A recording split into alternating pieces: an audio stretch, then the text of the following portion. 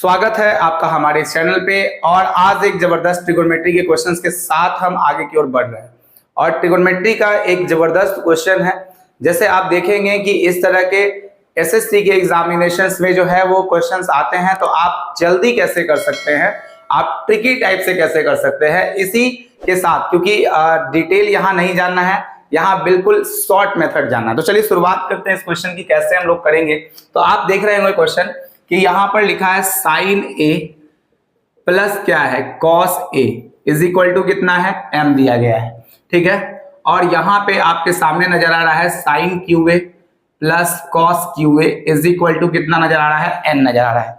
ये दो समीकरण आपके सामने दिया हुआ है और हमें जो वैल्यू फाइंड करना है वो किसका करना है, तो आप यहां देखेंगे m square plus 2n by m का ये वैल्यू फाइंड आउट करना है, ठीक है।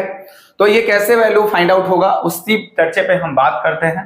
तो देखिए, सबसे पहले जब भी आप एक बात याद रखिए, दिमाग में एक बात को बैठा लीजिए कि अगर कभी आप ऐसे क्वेश्चंस को देखेंगे तो आपको डरना नहीं है, आपको वैल्यू पुटिंग के अकॉर्डिंग करना है काम, यानी कि वैल्यू पुट करना है। तो आप वैल्यू पुट कौन कौन सा कर सकते हैं, पहले आप देखिएगा थीटा पुट कर सकते हैं, यानी थीटा है, यानी कि यहां पर तो ए है ना एंगल, तो ए का मान आप कुछ भी पुट कर सकते हैं। जैसे अगर आप मान करें तो 0 डिग्री पुट कर सकते हैं, 30 डिग्री पुट करते हैं, 45 डिग्री पुट कर सकते हैं, 60 डिग्री पुट कर सकते हैं, और कितना पुट कर सकते हैं 90 डिग्री आप पुट कर सकते हैं, ठीक है। लेकिन हम एक प्रेफरेंस आपको ये वाला देते हैं कि अगर ए का मान आया और क्वेश्चन के अंदर साइन कॉस, यहां भी क्या है साइन कॉस है, तो क्वेश्चन के अंदर सिर्फ साइन और कॉस जैसे ही गया वहां पे, तो आपको सिर्फ और सिर्फ दो एंगल पर टारगेट करना है, एक तो 0 एंगल पे और दूसरा जो है वो 90 डिग्री के एंगल पर टारगेट करना है।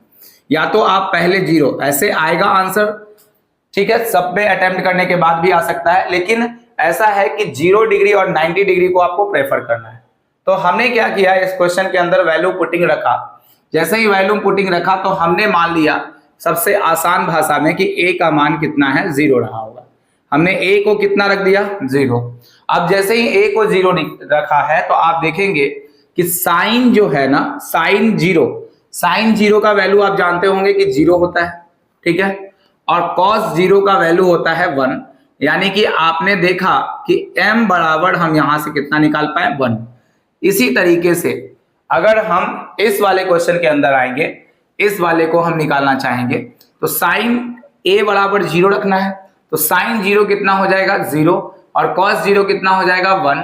तो यहां पर n का मान भी कितना पुट कर गया, यहां आप देख सकते हैं, यानी कि n का मान हमने फाइनली कितना निकाल लिया 1 निकाल लिया। अब देखिए कितना अच्छा सा बात है कि m का भी मान 1 है और n का भी मान 1 है। अब फर्दर इस समीकरण में हम पुट कर देते हैं, जैसे कि m square plus 2m by n में, तो m का स्क्वायर यानी कि आएगा कितना 1। अब देखिए यहाँ पे 2, n का मान है 2, भर दिए, 2 इंटू 1 1 हो गया, और नीचे फिर m का मान है 1, तो पूरा आ जाएगा 3/1 और आंसर कितना आएगा 3। आई होप ये क्वेश्चन आपको बहुत अच्छे से समझ में आया होगा। अगर आपको ये वीडियो अच्छा लगा है तो लाइक कीजिए, शेयर कीजिए, सब्सक्राइब कीजिए। मिलते हैं अगले वीडियो में, तब तक के लिए बाय।